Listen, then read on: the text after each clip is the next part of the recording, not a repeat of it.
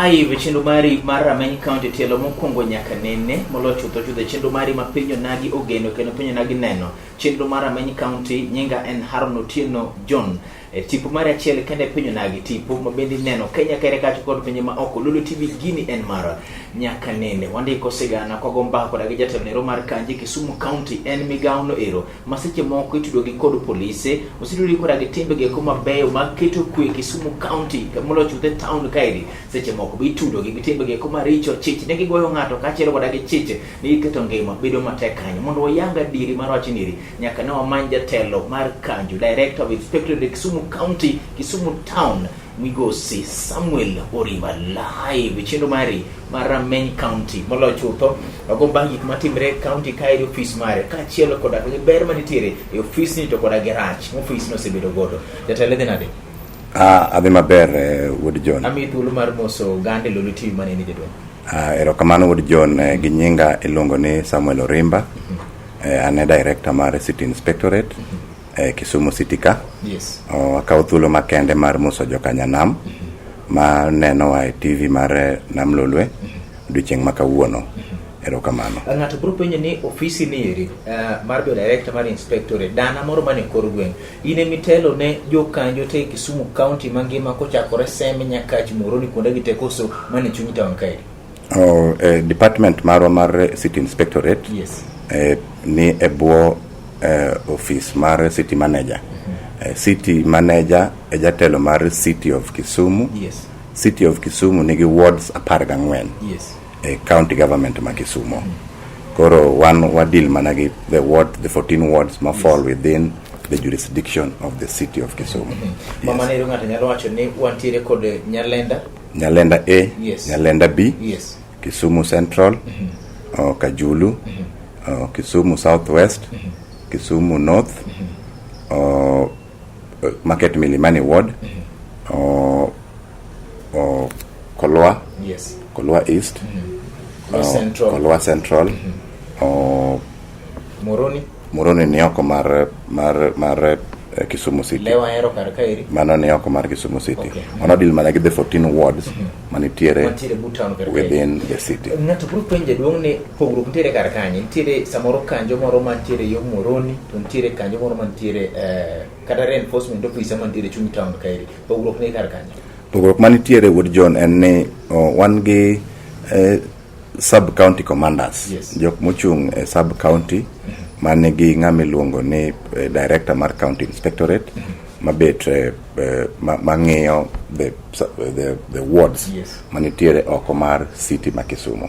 Now the 14 wards manitiere within the city of Kisumu an jatelo margi mar inspectorate city ma Kisumu ka. Yes. As jatelo moro bende mar mar the sub counties. Yes. And answerable to the city manager. Mr. Abalawanga. Yes, to gin answerable. Abalawanga ema achung e boy. Yes. Gin answerable to Mr. Kabong mochung ne the sub counties. Yes. Yo kama ne jatelo ngato biro penjo ni ofisi nyaka ni bede komnieri ticho se chalo nadi ango misete ma Kisumu nyalo timo magi ni sete printa ma tere. Erokamano Wood John. So far en gima nenore maber. Yes. Buo tipo mar Professor Peter Nyang' Nyong'o momiyowa tich mondo wati on his behalf. Kiko okale office mar Mr. Balawanga, the current city manager. Yes. Uneno kaka nyaka nye Mr. Balawanga ka office nitiere pogruok mang'eny mosebet e town ka. Town sani ler. Mr. Wood John. Yes. Gik mang'eny mane timore ga town ka, illegal construction, illegal structures, illegal car washing. Yes. Matima luoko geche miluoko e bath barabara, mabati structures mogera nyaka tiendara. Magi duto te wasegolo kendo wan gi mpango maber ma city manager nego gi governor mar neno ni jok ma ogol gigegi e bath barabara, structures gi car wash gi, nikech gimbe nyaka gitimo ohala, giyudo kuonde ma ginyalo time ohala makare, ma ok en luoko gari e town, kech ma en city to ken gero structures e bath barabara, to ken tedo ma iluongo ni open air cooking mitima bath barabara, moloyo te to e Milimani area. Yes. Ngato biro penjo duong' ni seche gi kuma uketo gigi ketem Tiere jopiny moko moseyuak ni ugolo gi kamoro to ukete gi kamoro. Inyalo confirm ni ofisi mar enforcement department dieri ji duto te mosegol kuonde mopogore opogore gin joma osemeri settlement kata osebedo located te? Ji te mosegol kuonde mopogore opogore wuod John, ka en kama poni idwaro ma agent, kama poni project bire, office mar city manager oseloso chenro mar ji te ma oseinyore kuonde ma igole ji gin jok ma oyudnegi kuonde ma ginyalo loke ohala makare. Kaka mokwongo, kaka kiwacho, structures manyocha ogol mogik e area mar Gumbi Road. Yes. Gumbi Road en barabara makale bath bus park. Sanie kidhi ng'iyo pap mar Maendeleo park, gidhi ka gibedo relocated e pap kanyo kendo gigero structures gi. Nikech Gumbi Road kanyo itime gimiluongo ni non-motorized transport lane. Yes. En project mobedo funded gi World Bank. Koro gin okwanya yibe mondo gibed kanyo nikech kanyo nego time a project. To gi some other areas, kata mana Nyerere Road bende nigi the same project. Nyerere Road bende wagolo ji kanyo, Jojua Kali wagolo kanyo, mane loso geche along Nyerere Road between Aga Khan roundabout to gi Mamba, ma watero gi e pap mane ng'ato grab mar county government ma Kisumu cho piny but Kikomi. Yes. Kanyo watere Jojua Kali te kendo gin settled kendo gitiyo makare. Yes. Mondo mi giwe kama ne gintie mondo time project. Nitiere ywak mosebedo ni sechege koma uketo gigi ketim usetiyo kod ang'enge mang'eny. Bottom line kata point blank, jogi moko osetiyo kod ang'enge koso pogo tiyo gang'enge. Wuod John, ang'enge to luwore kaka ng'ato neno ang'enge. Mokwongo, Yes. chik ok oyie mondo tim gimoro gang'enge.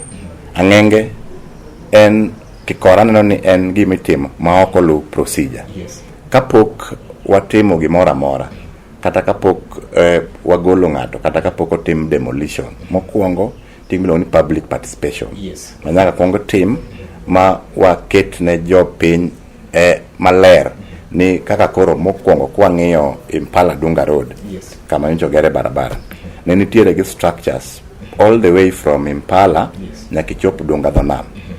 Kapok nomuk structures gi, Yes. ne waluongo jopiny mano watimo public participation, mano nyisgi ni idwa ni mondo ger lam mawuok Impala dhi nyaka Dunga dho nam. Public participation mos kuom ng'adi. Public participation mar ni wabiro nyisou ni wadagolo kama ubet nieri koso mar pinyiso gi ni yawa wadatimo gima kama to wadagolo kar kaeri uyie koso udagi. Wuod John in kare. Yes. Sama watimo ga public participation, waketo ne jopiny gima intention marwa, gima wadwa timo kanyo. Ma office city manager luongo ga kokalo through the office mar public participation. Wabedo gi jopiny mwanyis jopiny gima dwa timore.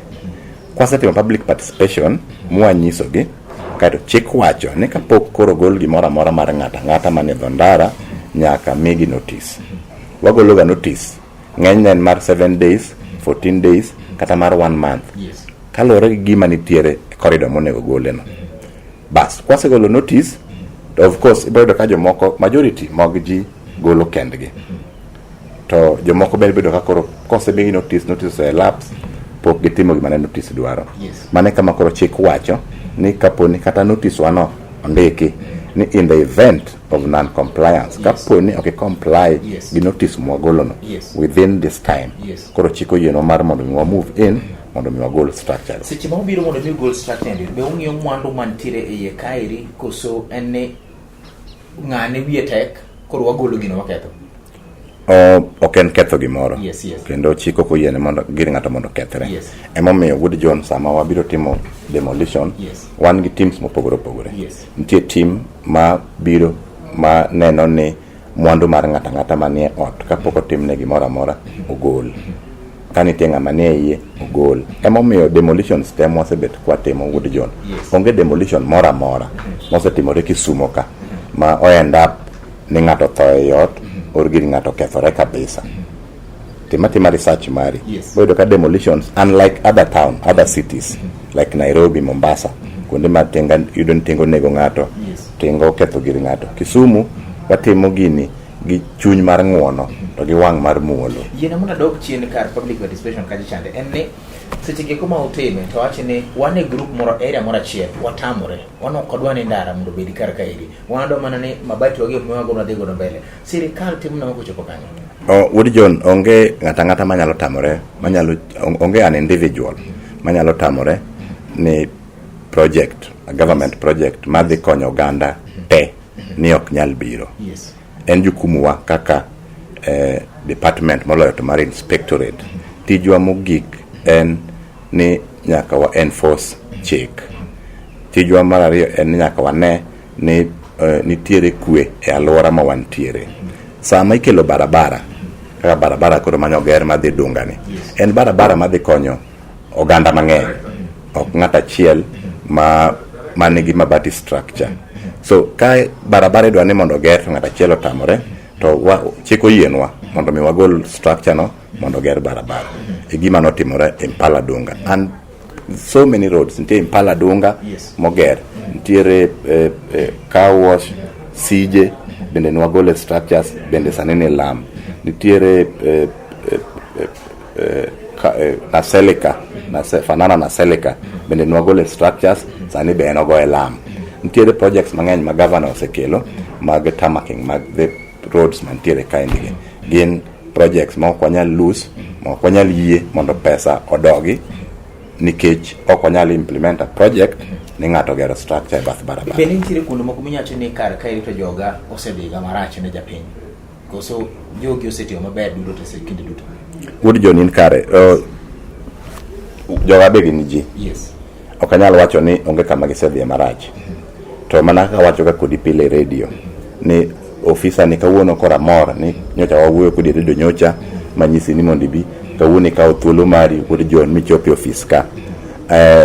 Na nyisi chieng'cha ni ofis ni en ofis moyaw ka nitie ng'ata manyalo paro ni in the process mar enforcement oko kacha ng'ata otimo ne gimoro marach, obida ka to wabedo piny to wang'iyo ni en ng'a waseka action ne ji mang'eny. Yes, kech wan ok waoro ng'ato oko mondo odhi oketh gir ng'ato kata mondo odhi ogo ng'ato. E ratil mar nono to apar ipani telo mari chopo kar kanyo hold that thought live e chenro mari mar Rameny County migosi Samuel Orimba en achiel kuom jotelo gi kuma gimimiya godo poch gi pak mok wanyal luor mar wacho en ni onge ng'ata mosimuko gotieno ma ohinyo bende onge ng'ata mamuko mar Kisumu County osehinyo ngimane ka okalo yonero mar nege kata mana hinye miluongo ni body harm. Bende nyisa ni Haron wan jok mani thuolo makatiere ng'at mani kod ywak moro amora to nyalo mondo bio duong ofis neri mondo michopo adieri makende en ni sama no biro kairi onge ng'ata mano geng'onwa kana wachono de mondo machopi wane migosi Samuel Orimba mano mon wang'iyo mage kuma seche moko mosetimore maricho training mar jokanjo chal gana to molo chuto in japiny kantiere kamoro mihinyori gore e lwet kanjo ma Kisumu kairi inyalo chomo kon mani to en wuon kubro wuok e kom ni eri ang'o modwa timo berne romane modwa kelo molo chuto ka itudo kod ofis mare mar director mar inspectorate live e chenro mari mar Rameny County chenro ne pinyo nagi duote nikech mai gi chenro nero mi penjo motambo jomoko penjo nikech wan mo penje gi chir maonge luoro iluonga ni Haron Otieno.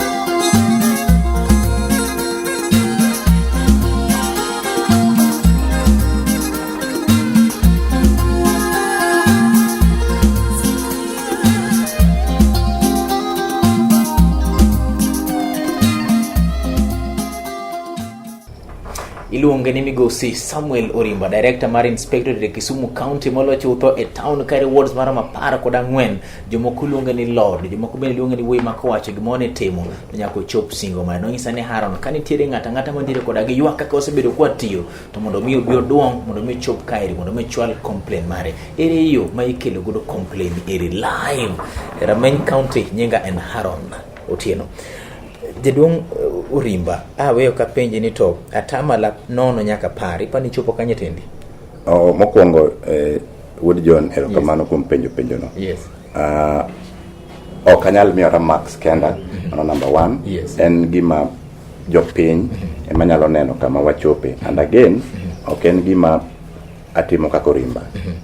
It's a teamwork. Yes. Ma mokwongo aduoko erokamano ne city manager Mr. Balawanga, kokalo kuom governor marwa, kuom mokwongo chien kacha chande Wood John ne wan gi tich matek nikech ne waonge gi enforcement officers.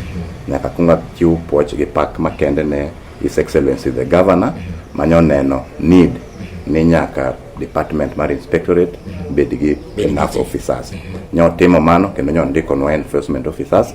Mar ariyo aduoko erokamano na Balawanga, omiyo sani kata kuneno ka tijwa dhi maber, to tijwa ok nyal dhi maber ka jotendwa mamalo ok oriwo walwen. Komi uthuolo ko iluetu mondo mi utimo maber. Correct. Koro ma en teamwork. Yes. En gima atimo gi joga, sani wan kod office ka, to tich timore oko. Koro kanyal kawo credit ne tich to jog. Koro team no te 0 to 10 0 to 10. Yes. Anyalo miyo kar aboro kama. Aboro wi apar. Jaduong' nitiere weche gi moko ma kapok wadhi training ma sache moko enforcement kawo kata ok migi training moro ang'o ming'yo mondo miyiere kapok wadhi kanyo ero.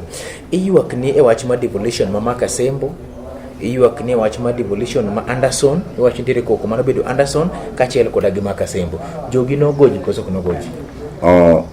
Wood John ne waseloso kod TV chien kacha. Yes. Mane nalero maber gima notimore. Mokwongo achako gi demolition manotimore Anderson. Yes. Nodhi maber. Yes. Ma governor nodhi oko modhi oyudo joma dwa gero affordable houses Makasembo.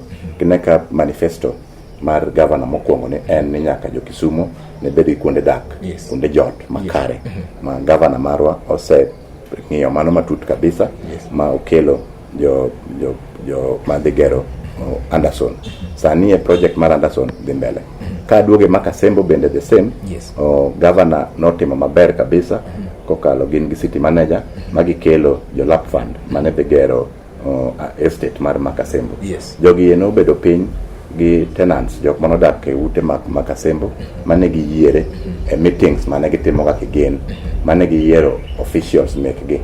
Machiel kuom official mano yiero Makasembo en Rashid Ondo mane gi winjore gin kaka gin jomo dak e Makasembo ni mondo ne kapok giwuok ne gikwayo mondo migi time maber mano migi almost 2 months. Negi mochakore December ne gichak gikwayo kendo ni to kakoro wadhi chako dak nang'o.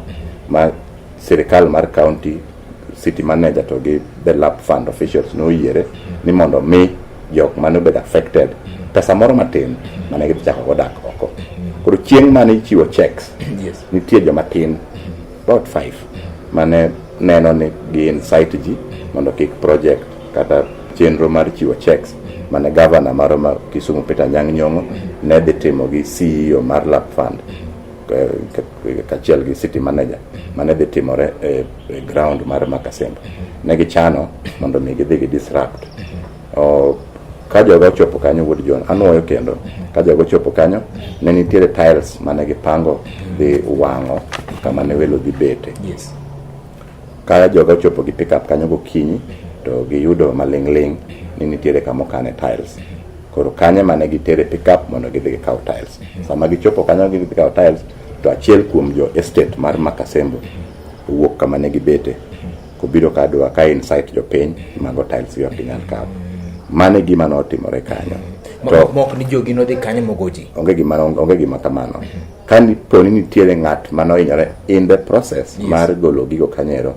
To achaka nuoyo kendo nasewacho ni ng'ama kamano an personally akaw thuolo makende mar gone ng'ata mano yudo hinyruok kanyo mos makende nikech jukumu wa kaka department mar inspectorate en ni nyaka wang'i ni kwe nitie e alwora maromwa tie. Migosi Orimba, dhano puoyo ni wuoyi ma winjo wach, wuoyi ma chopo ofise yot, wuoyi ma deno maslahi mar japiny, to jogi to dwa nyiso picha moro mopogore. Trainings ma opogore kosango matimore.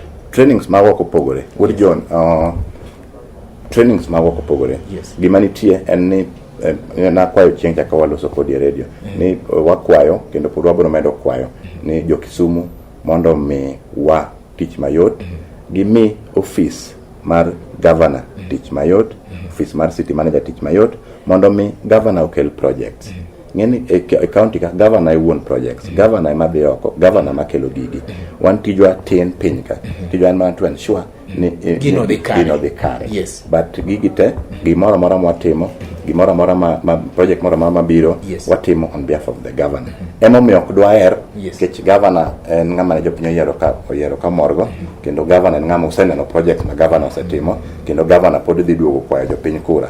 Ok dwaer timo gimoro manyalo dhi ketho ne governor dwaro kura kuom jopiny. Kuro clash bete ga kanye jopiny machwanyu uga kosanga timore. Gima nitie Kisumu Wood John in Kisumu ka isedak ya understand. Kisumu kaendi gin jowa, gin owetewa, gin nyithindwa, but jo Kisumu ero neno gi wang'gi. Ja Kisumu kinyiso ni sud ka mondo wakel gini ka to odwane nyako nege wang'gi. Mano miriambo ka podanya nyala bedo nyaka nega tingo chopo. Correct. Mane Kisumu.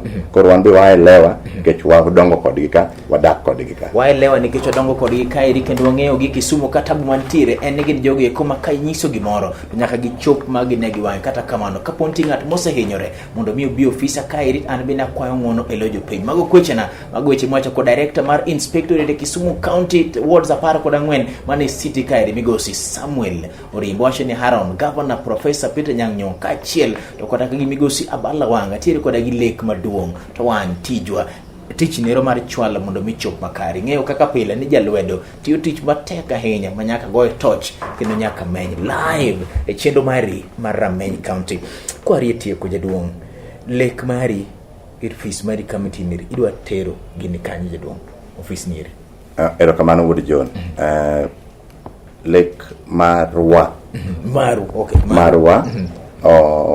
Office mar department mar city ma Kisumu.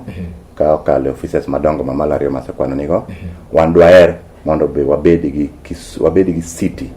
Achiel kuom cities malere kabisa e piny ka. Kendo mano be achiel kuom manifesto kata lek mar governor marwa Kisumu.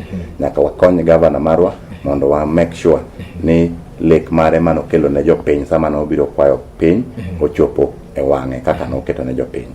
Akwayo ni projects oluoro koko. Projects kamikele projects kata kuma donors bire oluoro koko. Ochal gi pesa. Yes. Project and pesa. Gimadwa kwa ni wasedhi so far wasedhi maber gi jopiny. Kata sanie wan gi routing mwachako timo sani to ne waweyo ni mondo wane kaka wachakore kono 15th to kiki neno barabara bido ka jomoko se comply jo tuk se comply matatus kamano to no kwadwa keto enforcement motegno e day one odani mondo ang'e the challenges kaka giringo mondi but wadhi mbele ka tichario kinga tichadek koro chako enforcement motegno but no dano wame job bende thuolo mondo ne ni mae gima jo county government ma Kisumu dwa timo mae chenro ma jo Kisumu City oketo mondo warengi go 30 seconds each jaduong' misana jo Kisumu ni route mane monego beni PSV renge astan bene saniri kabiro gi opuga chande KY gimoro na to kama chunge lura bwana samoro jogi tego ya tienda kifuli nyis jo piny ne kanye moyiene ng'ato paki Kisumu ka to gi route ma PSV no bene lowo. Erokamano Wood John mokwongo kene kanyo waketo ni nyocha wayudo ni Gingo Dinga waketo ni onge gari manyalo chunge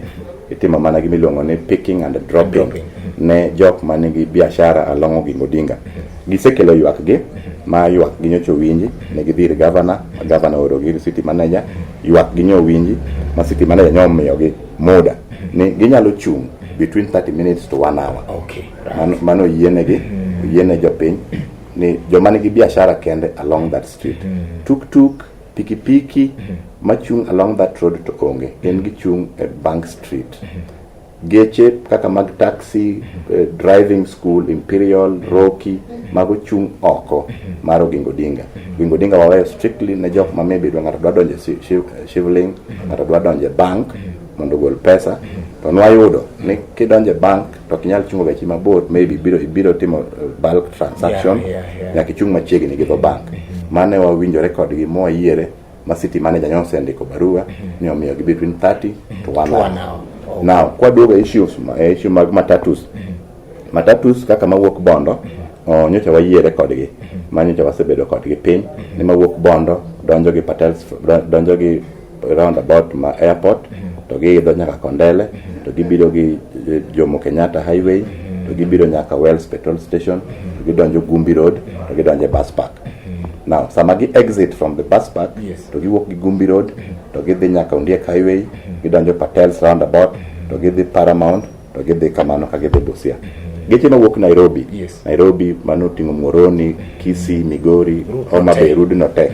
Gin gibiro nyaka kamiluongo ni flyover ma bypass.